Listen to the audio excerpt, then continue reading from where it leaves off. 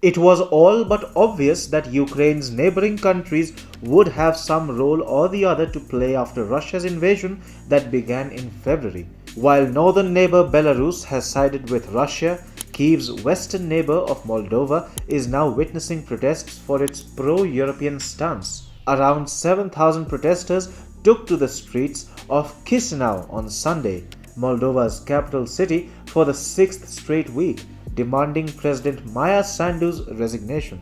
Not just this, protesters have set up tents outside her house and vowed not to leave it till such time she steps down.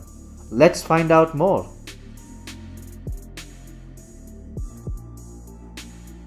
It's been a month since the small country of Moldova erupted in protests. Organized by Ilan Shor, an exiled politician, and his party, the protesters' demands are very simple and straightforward. Use Russian gas, lower prices and inflation, and quit towing NATO and EU's line. You see, President Maia Sandu, who came to power in 2020 with an overwhelming majority in the elections, has positioned herself as more open to the European Union.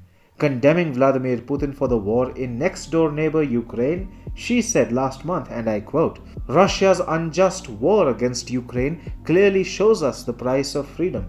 But in today's situation, such a stance has proven to be costly for one of Europe's poorest countries." Last month, Moldova's gas regulator raised prices by 27% for households. Inflation in the nation is at an astonishing 33% high. Mind you, Moldova was one of the biggest beneficiaries of Russian gas. Like the EU, a cut in Russian supplies meant that the country is now struggling. Russian state-owned company Gazprom cut energy supplies to the nation by 30% in October and called for the nation to clear its outstanding dues of $709 million. In fact, Moldova even criticized Moscow earlier this month as Russian missiles flew over the nation's airspace. Moldova's government demanded that its border neutrality be respected. The scenes in Moldova are a spitting mirror image of what the EU is going through.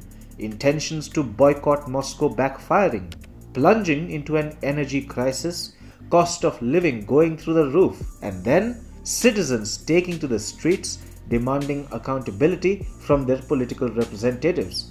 While these protests aren't likely to disturb the electoral mandate of President Sandu, this is indeed one of the strongest protests in her 2-year-old tenure. People in Moldova have begun viewing the crisis their country is in as a creation of the government.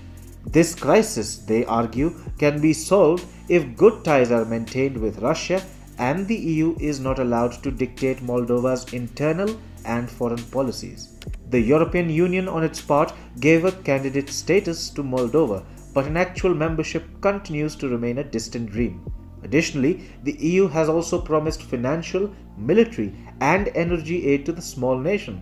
The protests don't seem to have deterred Sandu from her pro-Europe and pro-NATO stance, but can she cling on to it longer, given the worsening crisis the anti-Russia bloc faces?